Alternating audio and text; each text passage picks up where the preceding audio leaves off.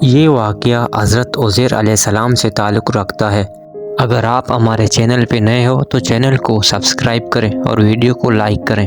جن کے متعلق مشہور ہے کہ انہیں ساری تورات زبانی یاد تھی۔ بخت نصر نے شام پر حملہ کر کے بیت المقدس کو ویران کیا اور بہت سے اسرائیلیوں کو قید کر کے اپنے یہاں بابل لے گیا، تو ان میں حضرت عزیر علیہ السلام بھی تھے۔ کچھ مدت بعد رہائی ہوئی اور واپس اپنے وطن آ رہے تھے کہ راہ میں ایک اجڑا ہوا شہر دیکھا جو بخت نصر کے حملہ کا نتیجے میں ہی ویران ہوا تھا۔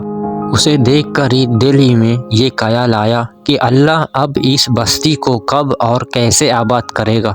اس وقت آپ ایک گدھے پر سوار تھے اور قرنوش کا سامان ساتھ تھا۔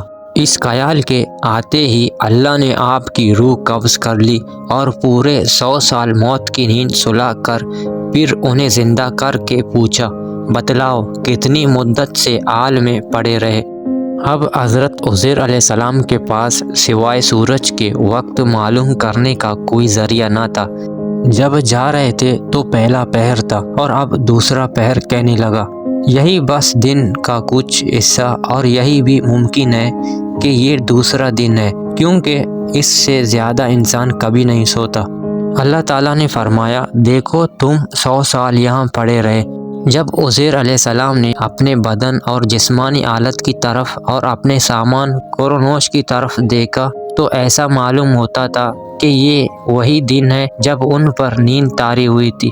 پھر جب اپنے گدھے کی طرف دیکھا کہ اس کی ہڈیاں تک بوسیدہ ہو گئی ہیں تو سمجھے کہ واقعی 100 سال گزر چکے ہوں گے۔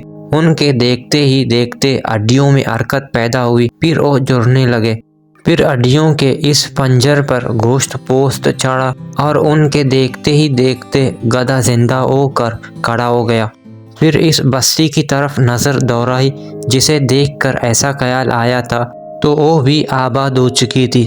حضرت عزیر علیہ السلام خود بھی، ان کا گدھا بھی اور وہ بستی بھی مرنے کے بعد زندہ ہوئے۔